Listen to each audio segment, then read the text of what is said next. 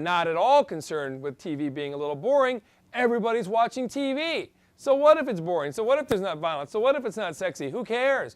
We're still winning, right? How hard do you have to try if all you have to do is show up and win? Film, on the other hand, says, no, we got to be more violent, we got to be more sexy. Then we get to the 1960s. Now, we've discussed the 1960s before. It's a time of turmoil and change, and youth culture is becoming really important to society, particularly in America, and they are demanding change. So the films start to even become more so. The violence becomes more realistic, more bloody, okay? The sex becomes more graphic. There is now nudity being shown starting in the mid-1960s. These things are starting to happen. Well, this Hays Code is now problematic. So here's what happens. To allow this freedom for the directors, but to still be safe and self-censored, the Motion Picture Association of America creates a rating system. And you know the rating system. It's originally it's G, then it was GP, but PG, R, and X. X got co-opted by the pornography industry, so they kept working with this, A and some other things, and eventually they came up with NC-17. And they created this rating system. Again, it's self-censorship.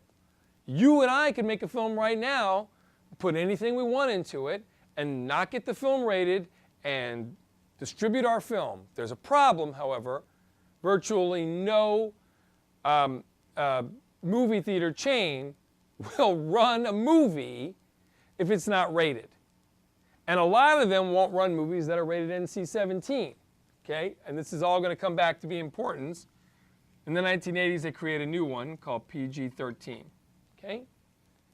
So, what does this mean about our director and the director language? It means during this period, the director is incredibly hampered, not being able to do what he or she wants. Alfred Hitchcock is basically directing movies, and people think his films are brilliant, with one hand tied behind his back. They're not the films that look exactly like how he wants them to do. So much has to be implied. Now, a lot of people really appreciate that. He showed very well you can make films that were scary, weird, freaky, disturbing, without having graphic violence and nudity and language. You could do it, right? And a lot of directors did it, and it's an impressive period of time. However, it did mean that certain choices they would have made, they couldn't, right? Then this rating system comes along and it frees them up in a great way in terms of they can do things they couldn't do before. Now, some people don't like that, and I can argue both sides pretty easily. However, it still hampers them for a couple of reasons. For starters, the rating system, and I'm going to give a link to a part of a documentary called This Film Is Not Yet Rated. It's a brilliant film, and it's a documentary about the rating system. The rating system is incredibly arbitrary. It's made up by a small group of people whose names are kept private, but it's supposed to be parents, but it frequently isn't. And they just make up a choice, like, oh, this one looks like an R. They don't have a hard set of rules, and the rules change all the time, and they are harder on independent films versus big studio films. Some films that you're like, how did that not be an NC-17, or why is that an R, or why is that a PG-13? It's incredibly arbitrary, right? So while it gave them freedom, they still had to adhere to this rating system, today's directors, and you don't want to get an NC-17. So you've got to make sure that your film fits inside here. And if your film is a big enough budget, it usually needs to fall in the PG or PG-13 area, right? Because although R-rated movies are now making tons and tons of money, it's still the sweet spot if you want like kids and stuff to go. You're not going to see a Star Wars movie that's rated R. That's just not going to happen.